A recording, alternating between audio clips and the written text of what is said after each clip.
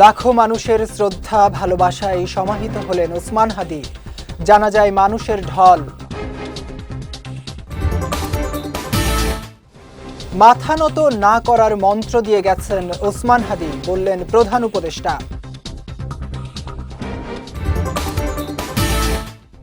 এবং হাদি হত্যার সঙ্গে ভোট পেছানোর ষড়যন্ত্রকারীরা জড়িত থাকতে পারে, মন্তব্য সালাউদ্দিন আহমদের।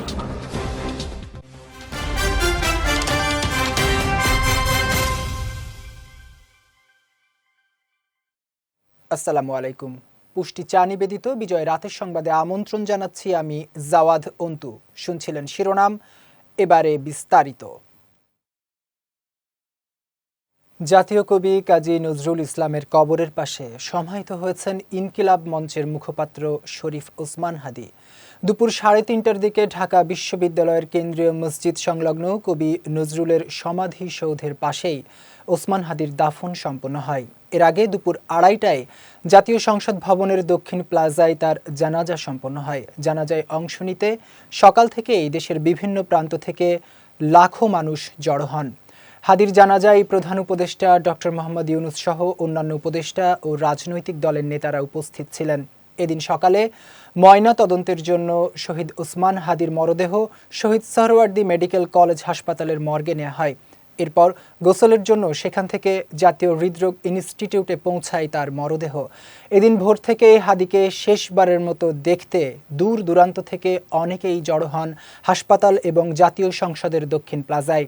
এর আগে গত বৃহস্পতিবার রাতে জাতির উদ্দেশ্যে দেয়া ভাষণে প্রধান উপদেষ্টা ডক্টর মোহাম্মদ ইউনূস শরীফ ওসমান হাদির মৃত্যুতে শনিবার একদিনের রাষ্ট্রীয় শোক ঘোষণা করেন। শরীফ ওসমান হাদির মন্ত্র ছিল বলবীর, চির উন্নত মামুষির। তিনি আমাদের মাথা নত না করার মন্ত্র দিয়ে গেছেন। এই মন্ত্র আমাদের অন্তরের মধ্যে থাকবে। এসব কথা বলেছেন প্রধান উপদেষ্টা ডক্টর মোহাম্মদ ইউনূস।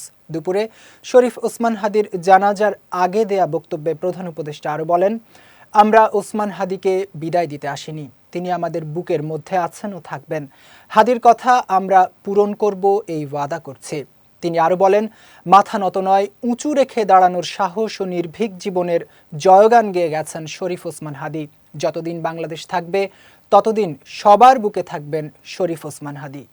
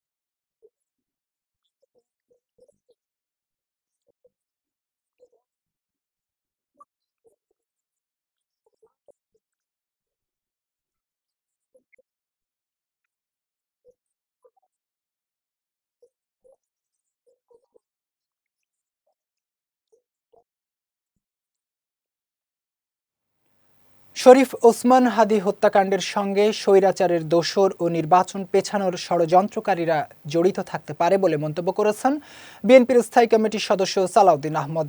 আজ গুলশানে বিএনপি চেয়ারপারসনের কার্যালয়ের সামনে সাংবাদিকদের সঙ্গে আলাপকালে তিনি এই মন্তব্য করেন। বলেন, গণতন্ত্রের অগ্রযাত্রা বাধাগ্রস্ত করার সব ষড়যন্ত্র বিফল হবে।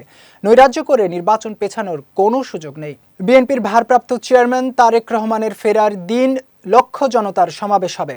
সেখান থেকে দেশের বিরুদ্ধে চলা সব ষড়যন্ত্র বিফল করার কঠিন বার্তা দেয়া হবে। নির্বাচনকে বানচাল করার জন্য, পারতপক্ষে পিছানোর জন্য যে সমস্ত অপকৌশল গ্রহণ করেছে ফেসিবাদী শক্তি, পতিত ফেসিস্ট শক্তি, তার সাথে হয়তো তাদের এদেশীয় দোসররা এবং এর বাইরেও যারা নির্বাচন বানচাল করতে চায় তারা জড়িত থাকতে পারে। তবে কোনো রকমের অপকৌশল এবং কোনো রকমের এরকম হত্যাকাণ্ড ঘটিয়ে যদি কেউ মনে করে যে দেশে নৈরাজ্য সৃষ্টির মাধ্যমে নির্বাচন বানচাল করতে পারবে, তাদের সেই ধারণা ভুল। দক্ষিণ আফ্রিকার দেশ সুদানের আবেই এলাকায় সশস্ত্র গোষ্ঠীর হামলায় বাংলাদেশ সেনাবাহিনীর নিহত 6 শান্তিরক্ষীর মরদেহ দেশে পৌঁছেছে।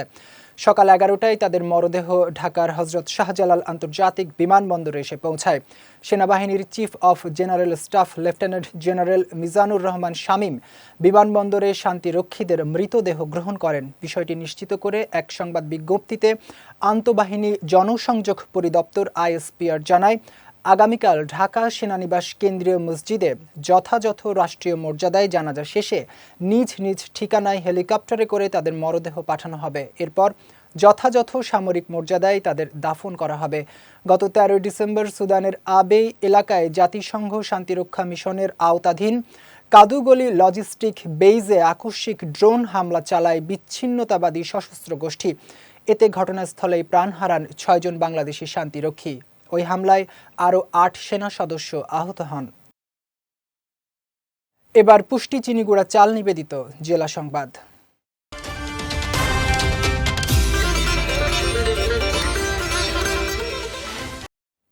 চাঁপাইনবাবগঞ্জে পুলিশ বক্স ও ফাঁড়িতে হামলা এবং অগ্নিসংযোগের ঘটনায় উস্কানিদাতাদের খুঁজে বের করার দাবি জানিয়েছেন বিএনপি চেয়ারপারসনের উপদেষ্টা হারুনুর রশিদ। দুপুরে শহরের শান্তিবাগ পুলিশ ফাঁড়ি ও বিশ্ব রোড মোড়ের পুলিশ বক্স পরিদর্শন শেষে তিনি এই দাবি জানান। বলেন, সড়ক দুর্ঘটনাকে কেন্দ্র করে পুলিশের স্থাপনায় হামলা ও আগুন দেয়া চরম নাশকতা। কারা এই ঘটনার পেছনে জড়িত এবং কেউ নির্বাচনকে বাধাগ্রস্ত করতে চক্রান্ত করছে কিনা তা খতিয়ে দেখা প্রয়োজন। এর আগে গতকাল সড়ক দুর্ঘটনায় 2 তরুণ নিহত হওয়ার জেরে উত্তেজিত জনতা পুলিশ বক্স ও ফাঁড়িতে হামলা চালায়। পরে সেনাবাহিনী ও বিজিবির হস্তক্ষেপে পরিস্থিতি নিয়ন্ত্রণে আসে। বিকেল 4টা থেকে প্রায় 9টা পর্যন্ত এখানে যে জনসাধারণের যে তাল বিক্ষোভ, সারা দেশেই বিভিন্ন জায়গায় সড়ক দুর্ঘটনায় মানুষ মারা যাচ্ছে। এবং আমি ভিডিও ফুটেজ যেটা দেখেছি, যে যুবক দুটি মারা গেছে তারা বয়সে অত্যন্ত তরুণ, 15-16 বছর হবে হয়তো। তাদের ড্রাইভিং কোনো লাইসেন্সও নাই এবং মোটরসাইকেলের কাগজপত্র আছে কিনা আমি জানি না, মারা যেতে পারে। পুলিশের উপরে এখানে এই আক্রোশের কারণটা কী এবং পুলিশের অফিসার মেস বা পুলিশের এসপি অফিস থানায় আক্রমণের কারণটি কী, কারা এর সাথে জড়িত, এই উস্কানিদাতা এই নাশকতার সাথে কারা জড়িত, এই বিষয়গুলো খতিয়ে দেখা দরকার। লক্ষ্মীপুরের ভবানীগঞ্জে বেলাল হোসেন নামে এক বিএনপি নেতার বসত ঘরের দরজায় তালা লাগিয়ে আগুন দেওয়ার ঘটনা ঘটেছে। আগুনে ঘরে থাকা বেলালের ঘুমন্ত শিশু আয়েশা আক্তার সঞ্জু পুড়ে মারা গেছে।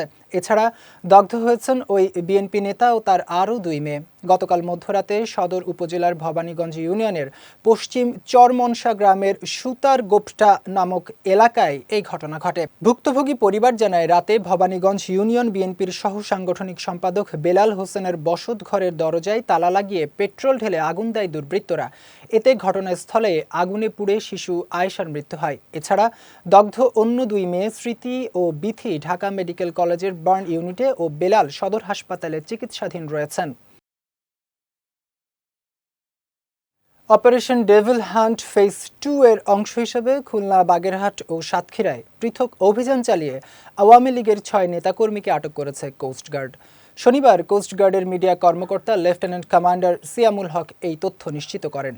জানান, গোপন সংবাদের ভিত্তিতে গতকাল বিকেল 5টা থেকে আজ সকাল 6টা পর্যন্ত বাগেরহাটের মোংলা ও মোড়লগঞ্জ, খুলনার রূপসা ও দাকব এবং সাতক্ষীরার শ্যামনগর থানার জয়খালী এলাকায় পৃথক অভিযান চালানো হয়। অভিযানে এসব এলাকা থেকে আসাদুজ্জামান সবুজ, মোহাম্মদ শাহিন আলম, রবিউল ইসলাম লিটু, শেখ আজাহারুল ইসলাম, বিদ্যুৎ বিশ্বাস ও মোহাম্মদ শাহিনুল গাজীকে আটক করে কোস্টগার্ড। আটককৃতরা সবাই কার্যক্রম নিষিদ্ধ আওয়ামী লীগের স্থানীয় নেতাকর্মী উল্লেখ করে তাদের সংশ্লিষ্ট থানায় হস্তান্তর করা হয়েছে বলেও জানান কোস্টগার্ডের এই কর্মকর্তা। যাচ্ছি পুষ্টি ড্রিঙ্কিং ওয়াটার নিবেদিত খেলার সংবাদে।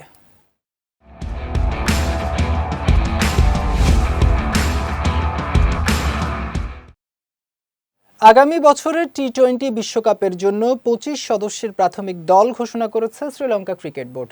এতে দাসুন সানাকাকে অধিনায়ক হিসেবে দায়িত্ব দেওয়া হয়েছে, যিনি চারিত আসালাঙ্কার স্থলাভিষিক্ত হয়েছেন। নতুন দলভুক্ত খেলোয়াড়দের মধ্যে রয়েছেন পাথুম নিশাঙ্কা, কুশল মেন্ডিস, কামিল মিশারা, ধনঞ্জয় ডি সিলভা, কামিন্দু মেন্ডি সহ মোট 25 জন। এদিকে বিশ্বকাপের মাত্র 1.5 মাস আগে টি-20 অধিনায়ক পরিবর্তন করে শ্রীলঙ্কা ক্রিকেট বোর্ড। আগামী 7 জানুয়ারি পাকিস্তানের বিপক্ষে 3 ম্যাচের টি-20 সিরিজের আগে নির্বাচকরা স্কোয়াডের সদস্য সংখ্যা কমিয়ে আনবেন। পাকিস্তান সিরিজ শেষে ইংল্যান্ডের বিপক্ষে আরও একটি দ্বিপাক্ষিক সিরিজ খেলবে দলটি, যা বিশ্বকাপের প্রস্তুতির গুরুত্বপূর্ণ অংশ হিসেবে বিবেচিত হবে। আসন্ন 2026 বিশ্বকাপের প্রস্তুতির অংশ হিসেবে ইউরোপের শক্তিশালী দুই দল ফ্রান্স ও ক্রোয়েশিয়ার বিপক্ষে দুটি বড় প্রীতি ম্যাচ খেলবে ব্রাজিল।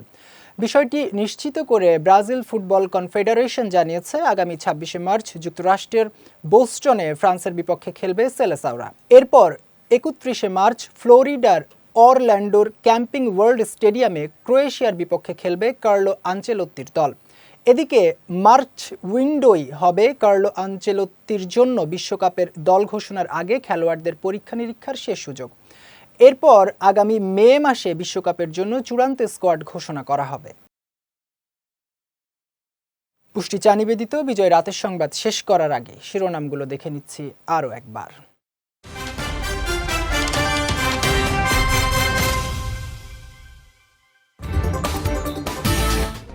লাখো মানুষের শ্রদ্ধা ভালোবাসায় সমাহিত হলেন ওসমান হাদি, জানা যায় মানুষের ঢল। মাথা নত না করার মন্ত্র দিয়ে গেছেন ওসমান হাদি, বললেন প্রধান উপদেষ্টা।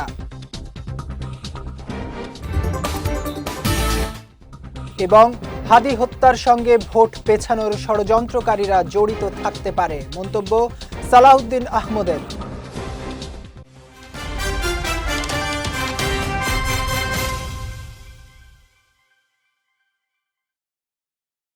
বিজয় রাতের সংবাদ শেষে আজকের মতো আমি জাওয়াদ অন্তু আপনাদের কাছ থেকে বিদায় নিচ্ছি।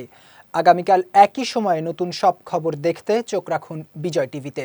এছাড়াও আজকের বিজয় রাতের সংবাদের ভিডিও দেখতে পারেন আমাদের ইউটিউব এবং ফেসবুক পেজে। আমাদের ইউটিউব হলো youtube.com/BijoyTVOfficial এবং আমাদের ফেসবুক পেজ হলো facebook.com/BijoyTVLimited। এতক্ষণ সঙ্গে থাকার জন্য ধন্যবাদ সবাইকে।